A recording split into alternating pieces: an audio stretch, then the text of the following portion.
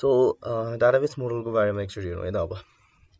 So the database model describes the structure of database. Database को model भनेको चाहिँ कस्तो स्ट्रक्चर छ भनेर चाहिँ यसले चाहिँ डिस्क्राइब गर्छ भन्छ है त. It is a collection of conceptual tools for describing data relationships. It defines how the data are stored and accessed हुन्छ. कसरी चाहिँ डेटा चाहिँ स्टोर गर्ने र कसरी एक्सेस गर्ने भन्ने कुरा चाहिँ तिम्रो चाहिँ डेटाबेस मोडल भित्र पर्छ भन्छ. यसमा चाहिँ अब तीनटा छ तिम्रो हायरार्किकल, नेटवर्क र रिलेसनल भन्ने छ है. So without any further delay, let's move on. Hierarchical database model भन्ने छ यसमा हेरौँ है त. In a hierarchical database model, records are logically organized into a hierarchy of relationship. A hierarchically structured database is arranged logically in an inverted tree pattern. All records in the hierarchy are called nodes. यसलाई चाहिँ के भन्छ अरे नोड्सहरु भन्छ अरे है त. Each node is related to the other in a parent child relationship मा चाहिँ हुन्छ भन्छ. Each parent record may have one or more child records. Each can have only one parent. एउटा मात्र प्यारेन्ट हुन्छ भन्छ यसमा चाहिँ. यसमा चाहिँ चाइल्ड प्यारेन्ट रिलेसनशिप जस्तो टाइपको चाहिँ तिम्रो चाहिँ डाटाबेस मोडल भयो जसमा चाहिँ प्यारेन्ट एउटा मात्रै हुन्छ र मल्टिपल चाइल्ड्सहरु चाहिँ हुन सक्छ भन्छ. सो यसमा top level record in the hierarchy is called root record भन्छ अरे. सो सबभन्दा यसलाई माथि टप लेभलले चाहिँ के भन्छ रूट रेकर्ड भन्छ अरे है त. सो यसमा हेर्न सक्छौ डिपार्टमेन्ट हुन्छ. एउटा डिपार्टमेन्टको जब डिस्क्रिप्सन छ, अर्को एम्प्लोइ भन्ने छ हैन.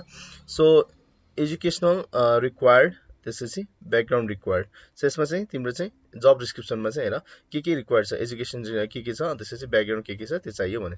अनि एम्प्लोइको लागि चाहिँ के हुन्छ, उसको एजुकेसन हुन्छ र जब हिस्ट्री हुन्छ हैन.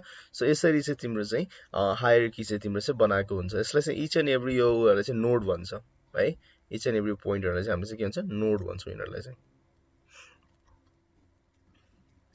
सो यसपछि advantages को कुरा गर्ने नि. Some of the advantages of hierarchical database models are it is the easiest model of the database भन्छ. यो चाहिँ सबभन्दा सजिलो भयो हैन. त्यसपछि लो भन्छ. A database owner is more secure because nobody else can see and modify a child without consulting parents. So parents चाहिँ के छ थाहा नभइकन चाइल्ड त्यतिकै चाहिँ तिम्रो चाहिँ एडिट गर्न मिल्दैन भन्छ हैन. Searching is fast and easy if parent is known. So parent थाहा छ भने सर्च गर्न चाहिँ चाँडै हुन्छ भन्छ. It is very efficient in handling one to many relationships. So जब एउटाबाट चाहिँ धेरै मल्टिपल रिलेसनशिप गएको नि त्यस्तोलाई चाहिँ सजिलो हुन्छ. तर कहिलेकाहीँ मल्टिपलबाट एउटामा जानु पर्ने हुन सक्छ. त्यसको लागि चाहिँ यसले सक्दैन फेरि है. It helps to build complex system from simple components. Simple components बाट चाहिँ यसलाई चाहिँ कम्प्लेक्स सिस्टमहरु चाहिँ बिल्ड गर्न चाहिँ सकिन्छ भन्छ. Obviously यो चाहिँ ओल्ड फ्यासन भएर चाहिँ तिम्रो पुरानो भएर चाहिँ आउटडेटेड मोडल हो हैन, आउटडेटेड डेटाबेस मोडल हो. It is a non-flexible database model. Modification and addition of child without consulting your parent is impossible for very complex process. It cannot handle many-to-many relationship. It increases data redundancy as some same data can be saved in different places. हैन. So त्यसले चाहिँ data redundancy store गर्छ भन्छ. र जब तिमीले चाहिँ प्यारेन्टलाई delete गर्छौ नि यसको प्यारेन्ट जस्तो यो एउटा डिलिट गर्यो भनेदेखि यो डिलिट गर्नु पर्यो भनेदेखि यसको मुनिपटिको सबै रेकर्डहरु चाहिँ काम नलाग्ने हुन्छ हैन. So all the nodes are deleted automatically. So त्यसपछिको मुनिको नोट्सहरु पनि डिलिट हुन्छ भन्छ. र यसपछि हामीसँग अर्को छ network database model भन्ने छ. Network database model is a modified version of the hierarchical database in network database structure. Each node may have several parents. यसमा चाहिँ के हुन्छ त्यस्तै खालको हो तर यसमा चाहिँ several parents पनि हुन सक्छ भन्छ. A network database model views all records in set. The network database model has a higher level of flexibility than hierarchical. It is easier to restructure the information stored in this structure since the path of relationship enables to store member record in arbitrary manner. Operation and maintenance of this structure become complicated as the number of points in the network increases. It is less user friendly well when comparing to the hierarchical structure. Obviously पनि अब यसमा चाहिँ many to many काम जसरी काम गर्न सक्ने भयो होइन, यसको चाहिँ प्यारेन्ट्स पनि धेरै हुन सक्छ, तर यसलाई चाहिँ के हुन्छ कम्प्लिकेटेड स्ट्रक्चर हुन्छ, यो चाहिँ अलिकति युजर फ्रेन्डली चाहिँ हुँदैन भन्ने कुरा गर्छ। तिमीले यहाँ हेर्न सक्छौ जस्तो अथर 1 छ, अथर 2 छ, दुईटा अथर छ होइन। यो बुक ए र बी, यो अथर 1 र अथर 2 दुईटाले लेखेको छ मानौ। यो बुक पनि अथर 1 र अथर 2 दुईटाले लेखेको छ। यो बुक सी पनि अथर 1 र अथर 2 ले दुईटाले लेखेको छ। सो यसको प्यारेन्ट्स पनि यो पनि भयो, यो पनि भयो प्यारेन्ट्स, यसको प्यारेन्ट्स पनि दुईटा भयो, यसको प्यारेन्ट्स पनि दुईटै भयो हैन। अब यसको एडभान्टेज के छ हेर। It is more flexible than the hierarchical because it accepts many to many relationship. Many to many relationship हुन्छ। Many to many भनेको यो धेरैवटा चाइल्ड हुन सक्छ, धेरैवटा प्यारेन्ट्सको हैन। So multiple parents, multiple child हुन सक्छ। It reduces data redundancy because data shouldn't be repeated if the same data is needed हैन। एउटा सेम डेटा चाहिएको छ भने चाहिँ सेम डेटा चाहिँ रिपिट हुन चाहिँ सक्दैन भन्छ यसमा चाहिँ। त्यसै searching is faster because multi directional pointer हेर है। सो यसमा चाहिँ डेटा रिडन्डेन्सी हुँदैन भन्नुको मिनिङ के भने जस्तो यो माथिको केसलाई एकचोटि हेरौँ अनि यसमा एकचोटि चेक गरौँ है। जस्तो माथिको केस अनुसार यसलाई बनाउने हो भने अथर तिम्रो एउटा अथर भयो यहाँनिर होइन, अनि अर्को अथर भयो है। यो अथरको लागि पनि बुक एबिसी छ हैन, यसको लागि पनि बुक एबिसी छ, अनि यसको लागि पनि बुक के छ एबिसी छ भनेपछि एबिसी कतिचोटि एड गर्नु पर्यो, यसमा नि एड गर्नु पर्यो, यसमा नि एड गर्नु पर्यो, जसले चाहिँ डेटा चाहिँ के भयो दुईटा डेटा चाहिँ एउटै डेटा चाहिँ रिपिटेसन भयो हैन। तर यसमा चाहिँ यो बुक यसको पनि हो यसको पनि हो भनेपछि अथर 1 को अथर 2 दुईटै हो भनेपछि एउटा मात्रै भयो। सो यसमा चाहिँ तिम्रो एउटा मात्रै भयो, यो पनि एउटा मात्रै भयो। सो यसमा चाहिँ डेटा फेरि रिपिटेसन हुनु परेन, बुक चाहिँ रिपिटेसन फेरि हुनु परेन हैन। यो केसमा चाहिँ तिम्रो माथिको हायरार्कियलमा भएदेखि चाहिँ तिमीले के गर्थ्यौ, यहाँनिर चाहिँ अथर 1 लेख्थ्यौ अनि book 1 book A book B book C गर्थ्यौ, फेरि अथर 2 यता अर्को बनाउनु पर्थ्यो, अनि फेरि यसको book A book 2 book A book B book C गर्नु पर्थ्यो हैन। सो तर यसमा चाहिँ तिम्रो चाहिँ परेन, त्यही भएर चाहिँ त्यसमा भन्नु खोजे चाहिँ डेटा रिडन्डेन्सी चाहिँ घट्छ भनेर चाहिँ त्यो हो। Searching is faster because of multi directional pointers. Multi directional pointers भएको कारणले गर्दा चाहिँ सर्चिङ फास्ट हुन्छ। अथर 1 को र अथर 2 को चाहिँ बुक कुन चाहिँ हो भन्यो भने ठ्याक्कै एउटैबाट चाहिँ आयो हैन, सजिलो भयो। त्यसमा चाहिँ माथि दुईतिर चाहिँ हेर्नु पर्थ्यो। So disadvantage चाहिँ के हुन्छ भने this is one of the complex database model. It needs larger programs to handle their relationship. Pointers needs to in this model increases overhead storage. Overhead storage चाहिँ बढ्छ भन्छ हैन, and it is less secure compared with the hierarchical model as it is open to all हैन। अब यो book ए भन्ने चाहिँ यसलाई पनि ओपन भयो, यसलाई नि ओपन भयो हैन। सो यसमा मोडिफाई गर्दाखेरि दुईटैले चाहिँ मोडिफाई हुने भयो, त्यही भएर चाहिँ लेस सिक्योर हुने जस्तो कुरा गरेको छ है। त्यसपछि चाहिँ हामीसँग रिलेसनल डेटाबेस मोडल भन्ने छ। A relational database model data are arranged in two-dimensional table, which is easy for user to develop and understand. यसमा चाहिँ के हुन्छ भने टु डाइमेन्सनल टेबलमा चाहिँ अर्गनाइज हुन्छ अरे। This type of model can be described mathematically पनि डिस्क्राइब गर्न सकिन्छ। Because many managers often work with tabular form data, it is easy for most of them to understand the structure using the relationship database. The name relationship database model is derived from the fact that each table represents a relation and each row of the table corresponds to a single record of the database. It is highly flexible to program and retrieve data. It can be efficiently used even with a computer which has limited memory and processing capability. It is much easier to use since it enables the computer system to accumulate different data types, different types of unique inquiries, different types of inquiries in an efficient manner. Its processing efficiency is comparatively low. No processing can be done without establishing the database relationship भन्छ है त। So हेर्न सक्छौ जुन चाहिँ हामीले अहिले चाहिँ माइस्क्यूएल अस्ति हामीले गर्दाखेरि जुन चाहिँ हामीले एउटा डेटाबेस बनाएर गरेको थियौ नि, त्यसमा चाहिँ हामीले माथिपट्टिको हामीसँग यो रोहरू भयो र यसको चाहिँ के भन्छ एट्रिब्युट भनेको थियो हामीले, याद छ होला है। सो माथिपट्टिको टपको यसलाई चाहिँ हामीले एट्रिब्युट भनेको थियौँ, यो एट्रिब्युट भ्यालुहरू भयो यिनीहरू चाहिँ। सो यसरी चाहिँ अनि यो एउटा पुरै चाहिँ हाम्रो के भयो रेकर्ड भयो नि। यो रिलेसनसिप डेटाबेस मोडलमा चाहिँ यसरी तिम्रो चाहिँ राखिन्छ भनेको है। सो हेर्न सक्छौ यिनीहरू चाहिँ एउटा टेबल 1 टेबल 2 हैन। सो यसरी चाहिँ तिम्रो चाहिँ एउटा एक्जाम्पल दिएको छ है। So a relationship database consists of a collection of tables, table को collection हुन्छ, each of which is assigned a unique name. कुनै एउटा टेबलको आफ्नो unique name दिन्छ. A row in the table represents a relationship among the set of various values भन्छ. So यो भ्यालुजहरुको चाहिँ तिम्रो चाहिँ एउटा रिलेसनशिप चाहिँ देखाउने चाहिँ यो रोले चाहिँ गर्छ भन्छ हैन. सो त्यसपछि यसलाई नै हामीले के भन्छौं, record पनि भन्छौं. Relations represent facts describing a set of real world entities भन्छ. In a relation, we represents one entry per row and one attribute per column. So एउटा one record per row, एउटा record चाहिँ हामीले यसरी हेर्छौं, अथवा एउटा one entry we represent one entry per row भने चाहिँ यो पुरै रो चाहिँ एउटा चाहिँ हामीले एउटा चाहिँ डिपेन्डेन्ट भनौं न, निर्मल भनेको प्रोग्रामर हो, यसको चाहिँ स्यालेरी यति छ भने जस्तो एउटा चाहिँ तिम्रो चाहिँ के भन्छ इन्टरलिङ्क भएको चाहिँ डेटाहरुको चाहिँ हामीले चाहिँ सेट बनाएर त्यसरी हाल्छौं हैन. र त्यसपछि एउटा एट्रिब्युटहरु चाहिँ एउटा कोलममा चाहिँ हामीले लेख्छौं. जस्तो नेमको एट्रिब्युट, यसको नाम के हो त, यसको प्रोग्राम, यसको प्रोफेसन के हो त, यसको इन्कम के हो त चाहिँ यो चाहिँ हामीले एक एकवटा रोमा चाहिँ हामीले हाल्छौं है. सो त्यसपछि table name and column names are used to help in interpreting the meaning of the values in each rows of relation. So table name र column names ले चाहिँ हामीले चाहिँ यो चाहिँ के को हो भनेर चाहिँ हामीले चाहिँ इन्टरप्रेट गर्छौं. खास के रिलेसन हो त यो डेटाबेस को, जस्तो स्टुडेन्ट भने ए स्टुडेन्ट को डेटाबेस चाहिँ यसमा चाहिँ के रहेछ, रोल नम्बर, नेम रहेछ, डिओबी भने date of birth, class, year हैन. सो यो रोल नम्बर भएको स्टुडेन्ट को नाम चाहिँ यो रहेछ, यसको डेट अफ बर्थ यो रहेछ, यो क्लासमा चाहिँ प्रेजेन्ट रहेछ हैन. त्यसपछि यो चाहिँ कुन चाहिँ इयरमा चलिरहेछ भनेर चाहिँ यसरी थाहा भयो.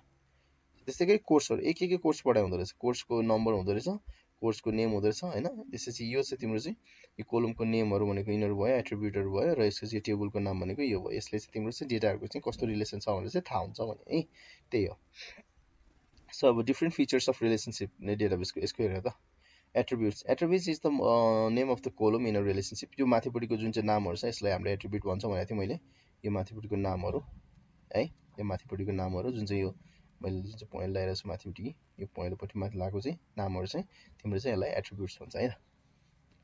So the attributes of the relation student are, हेर त यो स्टुडेन्ट भन्नेकोमा चाहिँ यसमा रिलेसनमा चाहिँ यसमा चाहिँ रोल नम्बर हैन, त्यसपछि स्टुडेन्ट नेम, त्यसपछि DOB, क्लास, इयरहरु चाहिँ तिम्रो चाहिँ एट्रिब्युट हो भने. Similarly the attribute of the course कोलममा चाहिँ कोर्सको चाहिँ एट्रिब्युट भनेको चाहिँ यो माथिपट्टिको course name, course number, course name, room, day र याचार भन्ने चाहिँ तिम्रो चाहिँ यो चाहिँ के हो, तिम्रो चाहिँ कोर्स भयो. यसलाई एक्चुअली हेर, no two attributes in the relationship can have the same name, यो याद गर है. सो यसमा यो कोर्स नेम, यसमा कोर्स नम्बर भनेर दुईटा तिमीले चाहिँ सेम नेम चाहिँ राख्न पाउँदैन. कोलमको नाम अथवा त्यो एट्रिब्युटको नाम चाहिँ सेम राख्न पाउँदैनौ तिमीहरुले है. त्यसपछि छ डोमेन भन्ने छ. So domain defines the set of values that an attribute takes on. In student table, the value in the column row are a specific format, a specific form.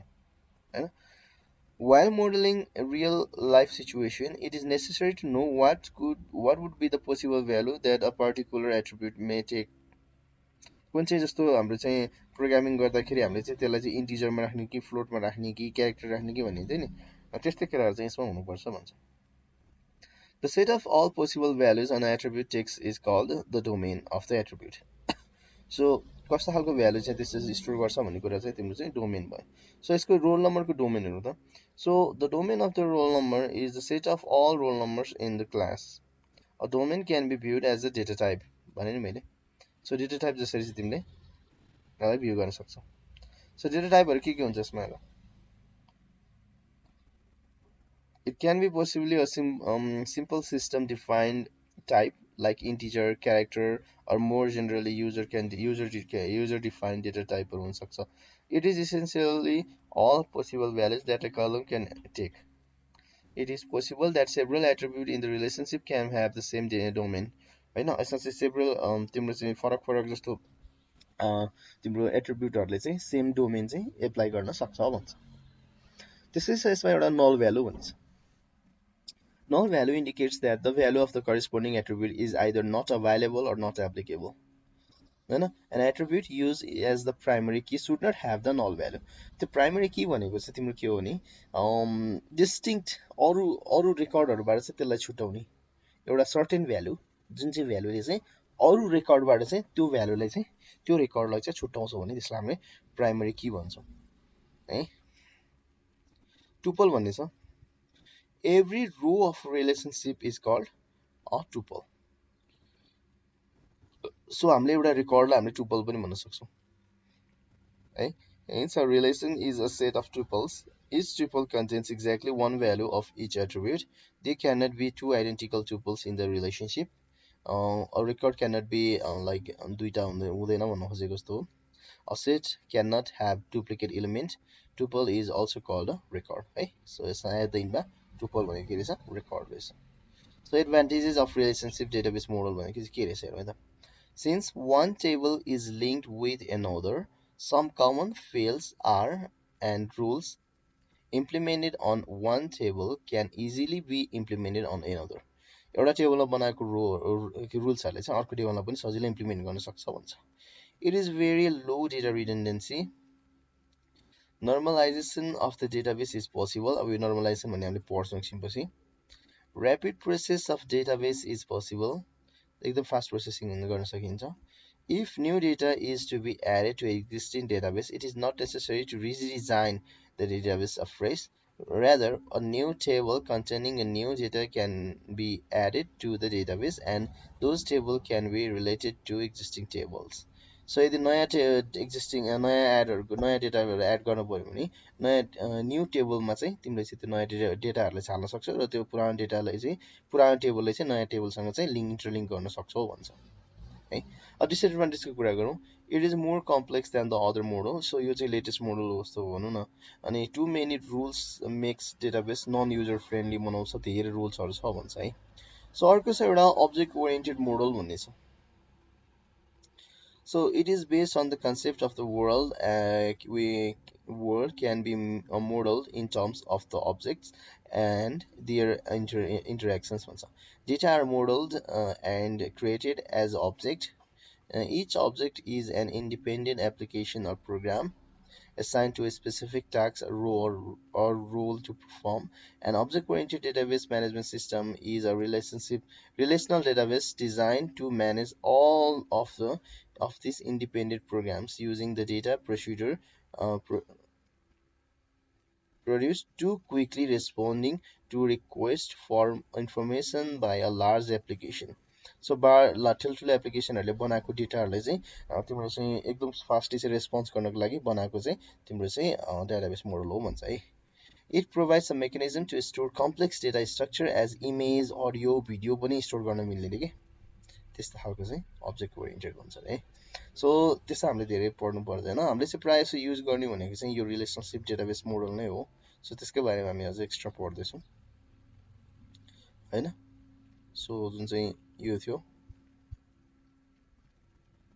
यो रिलेशनल डेटाबेस मोडल जुन छ त्यसकै हामीले चाहिँ अब के गर्छौं relational database management system चाहिँ अब हामीले पढ्छौं है. RDBMS भन्छौं. यो इम्पोर्टेन्ट छ. पछि गएर यो डाटाबेसहरु चाहिँ तिमीहरुले बनाउँदाखेरि यताउता गर्दाखेरि पछि इन्जिनियरिङमा डेटाबेस मोडलहरु बनाउनु पर्छ त्यो बेला चाहिन्छ.